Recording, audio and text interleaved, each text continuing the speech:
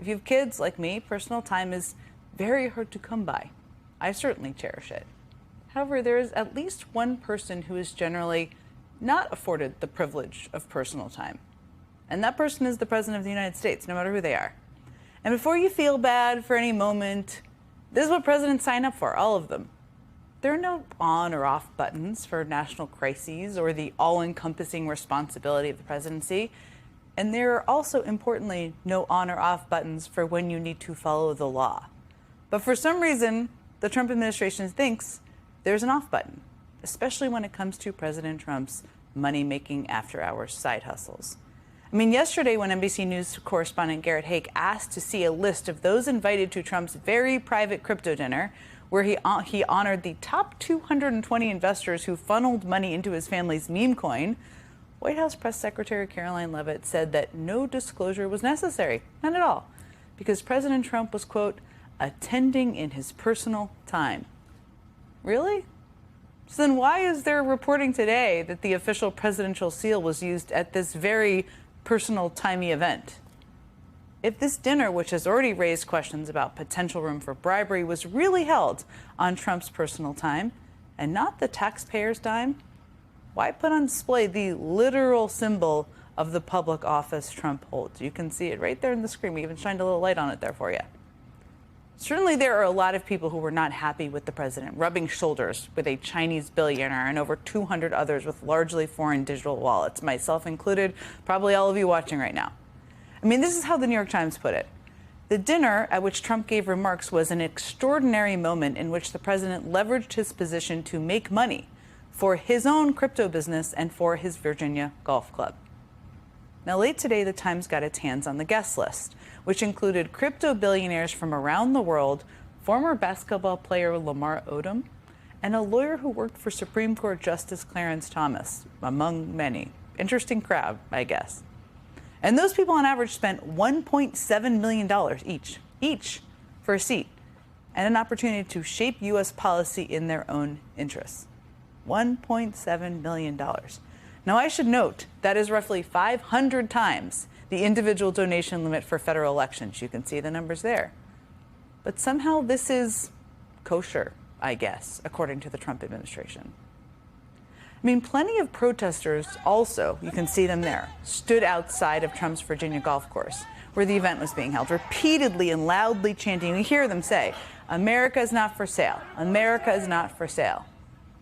Meanwhile, the guests of honor were served this Trump special. You can see it on the screen there. Not sure I'd spend over $1 million to eat that, but to each his own. And because there was so little transparency, it is unclear when the meme coin dinner ended, and presumably when Trump switched from being on his personal time to, I guess, being the president again. We do know, though, that just after 7 a.m. this morning, when Trump was back on the clock, officially in some capacity, he used the power of his office to threaten the EU with new 50% tariffs, and also threaten yet another American company with tariffs. This time, the target was Apple. In a post on his social media site, Trump threatened the tech giant with a 25% tariff if Apple does not start producing iPhones in the United States. If you prefer Android phones and think you lucked out, think again on that one, because today Trump said the 25% tariff would apply to companies like Samsung, too. Now, I'm not sure if Trump knows that some experts estimate that a made-in-America iPhone could cost triple the price it is now, or maybe he doesn't care, because he already has one. And what I'm about to play for you here is not from the show Veep at all. It is something that actually happened in the Oval Office today. But we don't want to have Canada making our cars. We want to make our cars. Oh, it's a phone call. Do you mind? Hello? Mr. President, are you considering stopping other universities from taking foreign students? It's a different congressman. They're all congratulating us. Is that an iPhone, sir? Yeah, it's lucky it is. Right? Lucky it is. That was literally today after he threatened the tariffs that will make phones much more expensive for everybody else. Look, it's clear that Trump's agenda is not all that concerned with growing income inequality and the cost of living in this country. I mean, every day that's pretty clear. Trump's actions and the Republican budget bill we've been talking about a lot over the last couple of days kind of tells us everything we need to know on that front. Just look at this chart from G. Elliott Morris on Substack. It outlines the rate of change in household income that would come as a result of the Republican budget bill that was passed in the House yesterday. And this is pretty startling. I mean, the poorest 10% of Americans, represented on the left side in the red, you can see them in the red, show a negative increase.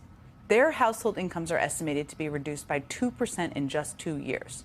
Now, the further right you go on the chart, that's the one you can see very well, the more wealth those Americans have. For example, for the richest 10%, their income will increase by 4% in 2 years. And believe it or not, this is just one very small piece of that chart. See, look at what happens to the top 0.1% on the far right if we scroll up a bit, and just how far up it goes. Up and up and up. We couldn't even fit it in the initial screen. Disparity here is undeniably stark. I mean, under the Trump and Republican budget, the rich get richer and the poor get poorer. That's about the summary of what this is. And oh yeah, how about some random tariffs that will raise prices on everything you buy while we're at it?